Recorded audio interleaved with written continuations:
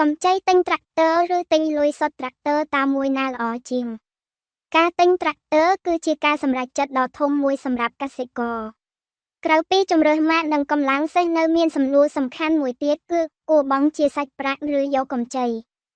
ទាំងពីរជម្រើសអាចទិញបានដូចគ្នាប៉ុន្តែវាប៉ះពាល់ដល់ការប្រើប្រាស់ហិរញ្ញវត្ថុរបស់អ្នកខុសគ្នាបាន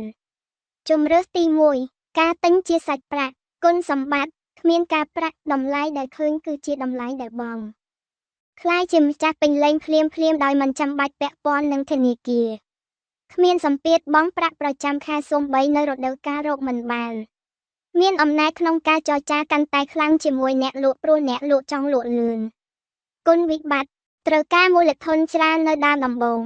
អាចខាតសាច់ប្រាក់ដែលអាចទុកប្រើសម្រាប់ប្រេងឥន្ធនៈការជួសជុលគ្រាប់ពូជឬចំណាយផ្សេងទៀត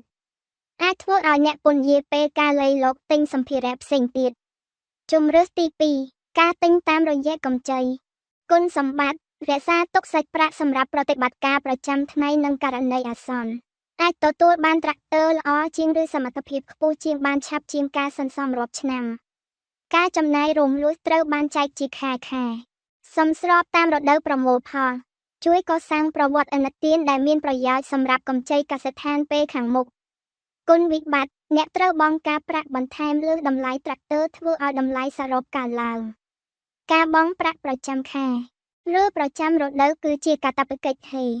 សូម្បីនៅឆ្នាំដែលមានកសិផលប្រមូលមិនសូវល្អ ធនាគារឬអ្នកលក់នៅតែមានសិទ្ធិលើ tractor រហូតដល់បង់ចប់ បញ្ជាក់សំណួរដែលគួរសួរខ្លួនឯង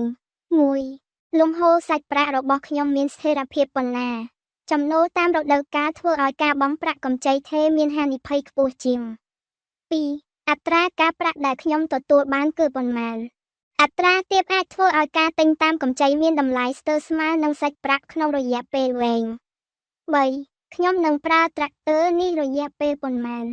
ការប្រើប្រាស់រយៈពេលខ្លីគួរទិញជាសាច់ប្រាក់ ចំណែកការប្រើប្រាស់រយៈពេលវែងការប្រើប្រាស់កម្ចីគ្រប់គ្រងបានងាយជាង 4. ប្រាក់នោះអាចធ្វើអ្វីផ្សេងទៀតបាន ប្រសិនបើការរក្សាទុកប្រាក់ជួយឲ្យអ្នកអាចដោះស្រាយការជួសជុល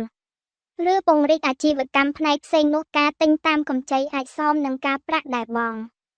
សេចក្តីសន្និដ្ឋាន មិនមានចម្លើយត្រឹមត្រូវតែមួយសម្រាប់គ្រប់គ្នានោះទេ ប្រសិនបើអ្នកមានលុយសន្សំគ្រប់គ្រាន់និងចង់ជៀសវាងបំណុលទាំងស្រុងការទិញជាសាច់ប្រាក់ជាទូទៅមានតម្លៃថោកជាងក្នុងរយៈពេលវែងនិងគ្មានភាពតានតឹង ប៉ុន្តែប្រសិនបើកសិដ្ឋានរបស់អ្នកត្រូវការភាពបត់បែន ឬ tractor នោះនឹងជួយបង្កើនប្រាក់ចំណូលគ្រប់គ្រាន់ដើម្បីគ្របដណ្ដប់ការបង់ប្រាក់កម្ចីដែលមានអត្រាការប្រាក់សមរម្យអាចជាឧបករណ៍ដ៏ឆ្លាតវៃមិនមែនជាបន្ទុកនោះទេ ជម្រើសល្អបំផុតគឺអាស្រ័យលើលំហូរសាច់ប្រាក់របស់កសិដ្ឋានអ្នកមិនមែនត្រឹមតែតម្លៃលើស្លាកទេ